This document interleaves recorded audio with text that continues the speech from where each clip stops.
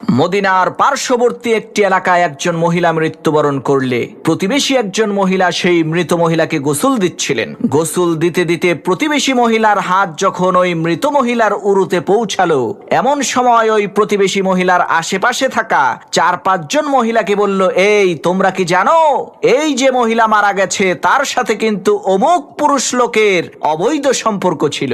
আল্লাহর কি কুদরত! এই কথা বলার সাথে সাথে ওই প্রতিবেশী মহিলার হাত মৃত মহিলার উরুর সাথে অলৌকিকভাবে আটকে গেল।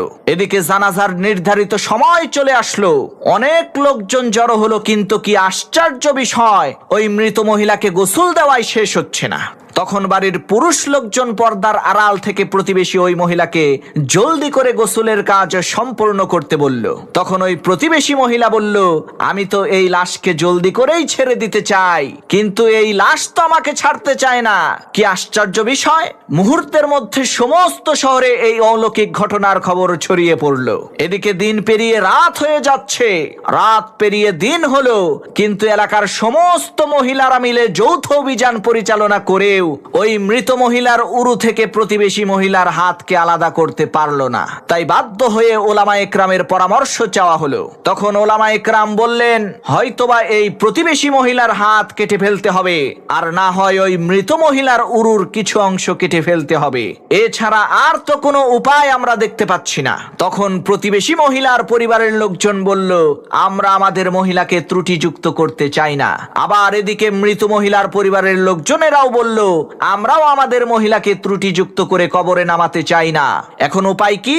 তখন সবাই মিলে পরামর্শ করে তৎকালীন আরবের সবচাইতে বড় আলেম ইমাম মালিক রহমাতুল্লাহি আলাইহির নিকটে গেলেন এবং তার কাছে সব ঘটনা খুলে বললেন। তখন ইমাম মালিক রহমাতুল্লাহি আলাইহি বললেন, তোমরা আমাকে ওই ঘটনাস্থলে নিয়ে চলো। যথারীতি ইমাম মালিক রহমাতুল্লাহি আলাইহি ঘটনাস্থলে পৌঁছে ওই প্রতিবেশী মহিলাকে জিজ্ঞেস করলেন, মারে, এই মহিলাকে গোসল দেওয়ার সময় তুমি কি কিছু বলেছিলে নাকি? তখন ওই প্রতিবেশী মহিলা বলল, জি হুজুর, আমি বলেছিলাম এই মহিলার সাথে অমুক পুরুষ লোকের অবৈধ সম্পর্ক ছিল।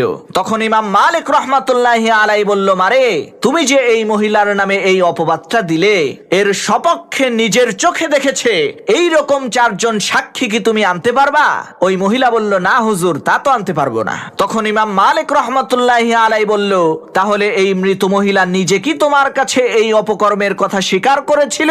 তখন ওই প্রতিবেশী মহিলা বলল, না হুজুর, তাও করেনি। তখন ইমাম মালিক রহমাতুল্লাহি আলাইহি বললেন, তাহলে কিসের ভিত্তিতে তুমি এই মহিলাকে এত বড় অপবাদ দিলে?